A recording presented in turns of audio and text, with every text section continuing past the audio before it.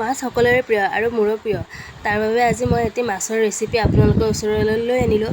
অৱশ্যে ভিডিঅ'টো চাই যদি আপোনালোকৰ ভাল লাগে তেন্তে লাইক কৰিব, কমেণ্ট কৰিব আৰু শ্বেয়াৰ কৰিব, লগতে মোৰ চেনেলটো ছাবস্ক্ৰাইব কৰিব। মাছটো সকলোৱে ভাজিয়ে খায়। আজি মই অলপ মাছটো বেলেগ ষ্টাইলত বনাম বুলি ভাবিছোঁ।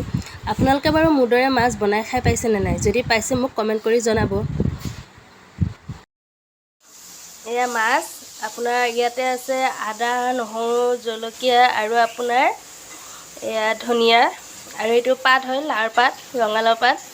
আজি এনেকৈ লৈ পিনে সেকি খাম আৰু মাছটো। আপোনালোকে বাৰু এনেকৈ খাই পাইছেনে? যদি খাই পাইছে মোক কমেণ্টত জনাবচোন দেই। মই লাওৰ পাতটো এনেকৈ মেৰিয়াই দিম।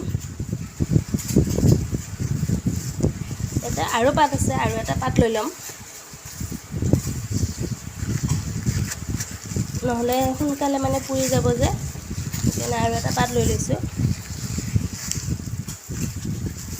আপোনালোকে বাৰু এনেকৈ খাই পাইছেনে? যদি পাইছে মোক কমেণ্ট কৰি জনাবচোন দেই। মাছটো চাওঁ ৰ'বা দেই, সিজিছেনে নাই। এইফালে মোৰ পাতত দিয়া মাছ ৰেডি হৈ গ'ল। গোন্ধটোতো শুনি বহুত ভাল লাগিছে বাৰু।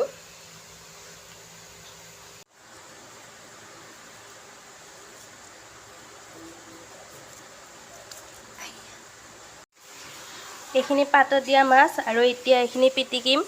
আৰু ইয়াতে আপোনালোকে তেলো দিব পাৰে বা এয়া নেমু টেঙাও দিব পাৰে। যোনে যি ভাল পায় দিলেই হ'ল।